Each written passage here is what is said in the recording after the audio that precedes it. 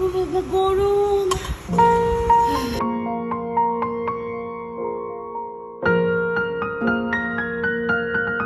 প্রচন্ড গরম, এই গরমে রান্না করা সম্ভব?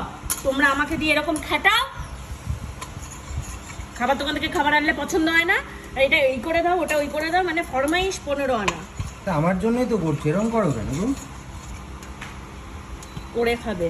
না, পারবো না। তাহলে খাবে না? করে দেবে। অত পাচ্ছি না আমি। একটু না করে দিচ্ছ, এত কথা শোনাচ্ছ কেন? না না, এত কাজ আমি করতে পারি না। না, করতে হবে।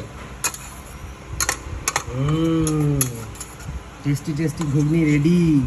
আহা হা হা হা, আহা হা।